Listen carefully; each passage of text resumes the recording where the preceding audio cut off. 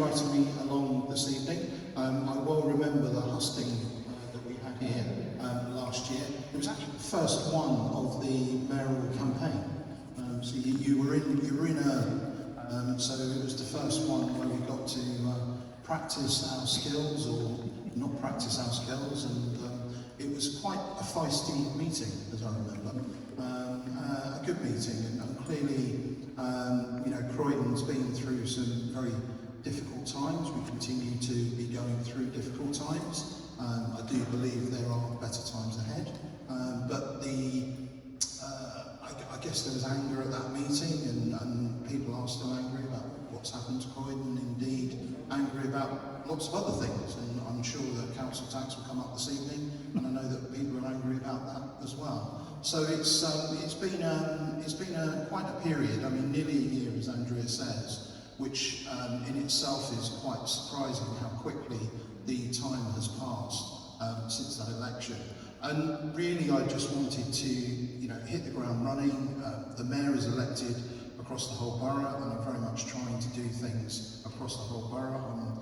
I'm very much trying to focus my energies for everybody and not just for one group or one part of Croydon.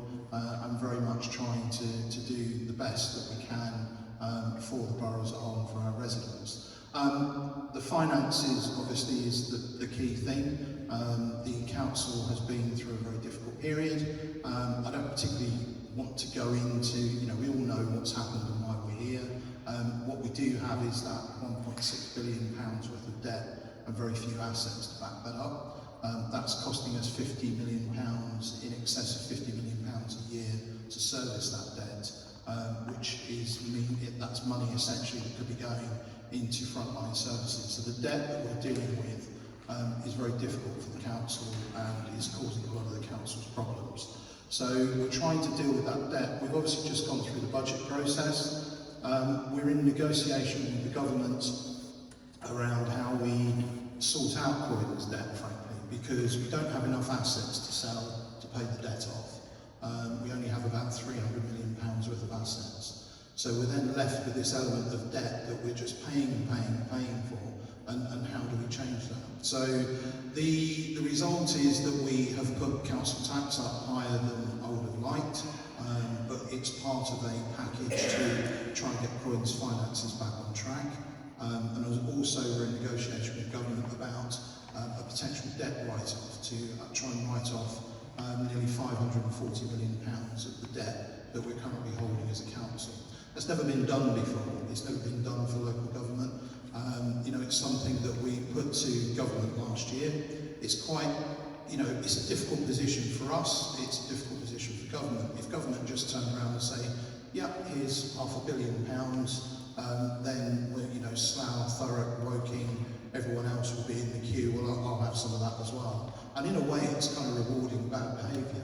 So we've got a difficult position of trying to deal with the issues ourselves locally, but also talking to government about how we can get help from them to deal with it as well. So we're trying to take an approach where it's a shared responsibility almost with government about how we move this forward.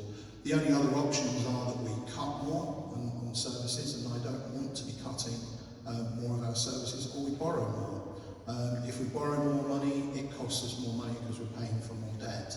So we're in this vicious circle of debt. The increase in council tax brings in an additional £20 million. So to not have that would mean that we would either be borrowing that money, so over a 3-year period, another £66 million we'd be borrowing, or we'd be cutting services to the tune of £20 million a year. And we're already making savings and cuts of £36 million for the coming year. And we are projecting that thereafter probably £20 million a year of cuts. So we're still very much in a situation of trying to balance our books, and that's going to be a very difficult thing to do over the coming period. Moving on to other things, planning, I thought I'd touch on planning. The design guide that was in place was something that's driven a lot of the development that residents have not wanted across the borough. I promised to remove the design guide, and I started that process on day one, and that design guide was removed in July last year. That's SPD2, that some of you will know it as. So that's gone. So that guide that was, pushing development to 4 stories, bringing in development that looked nothing like anything around it, and putting sort of alien shapes dropped in onto our streets, etc. So that design guide is gone, and we're just starting the process of reviewing the local plan and just chatting outside, looking at HMOs. As part of that, how can we control HMOs to try and stop the spread of HMOs across many parts of the borough, but places like Thornton Heath in particular suffer with HMOs, so looking at how we can make some differences there.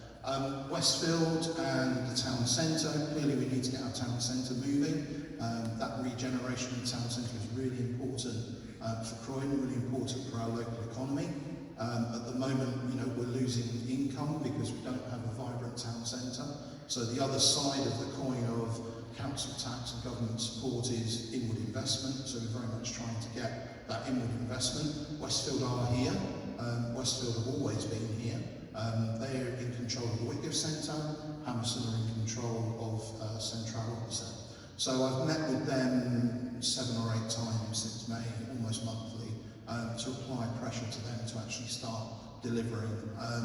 They've let me down so far because a couple of things they said they would do they haven't done, but they say they are still going to do them. So I'm hopeful in the next few months that we will see some activity, particularly on the Whitgift side of things. So very much pushing for that regeneration of the town centre.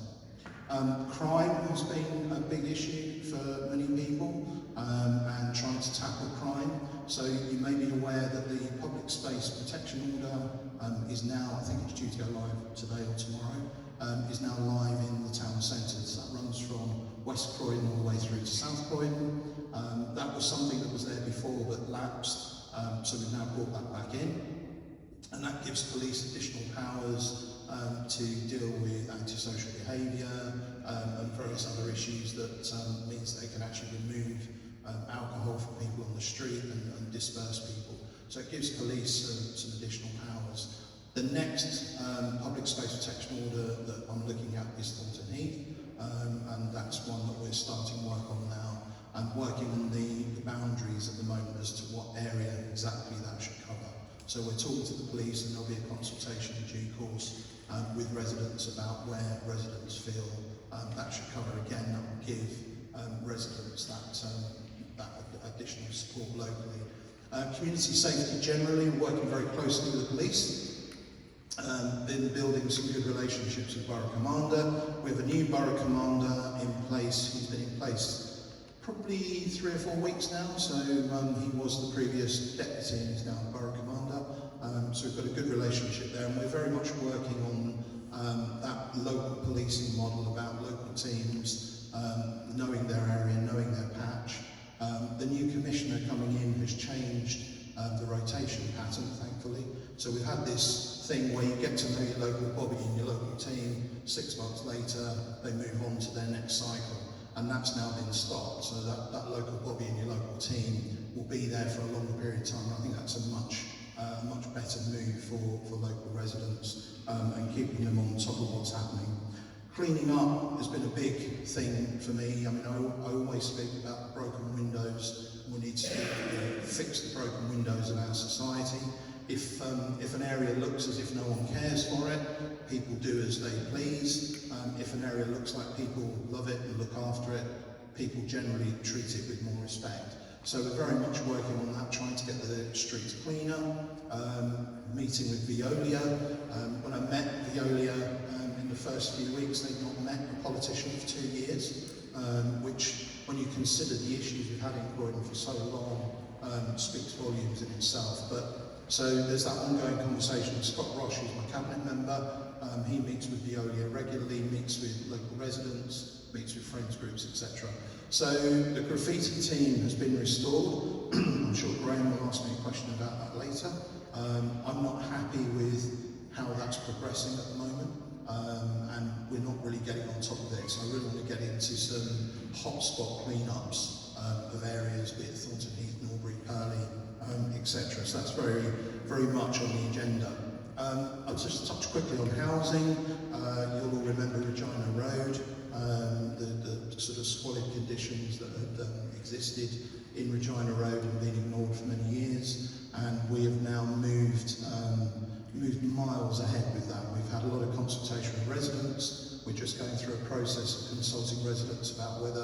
we refurbish the blocks or whether we actually demolish the blocks and actually have a full renewal of the area. So there's been a lot of work gone into Regina Road and into housing generally. We now got a housing transformation plan about how we get our housing stock back into good order. It's going to frankly take years to do that, but you know, there's actually a plan to do it. There wasn't a plan to tackle it before, and we've been working closely with the Housing Improvement Board on that to make sure that we're listening to residents, adopted the Residents' Charter, and putting them front and foremost of everything that we do. So I think that probably covers most things. I mean, I'll just finish by saying it's a great honour to have been elected to this role. Croydon's my hometown. You know, I've grown up here. I want Croydon to be the place it used to be.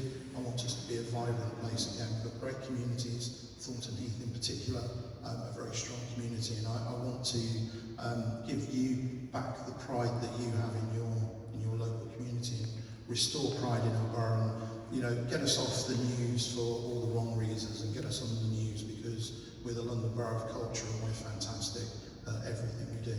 And I will leave it there and take questions. Okay, thank you. Thank you for that.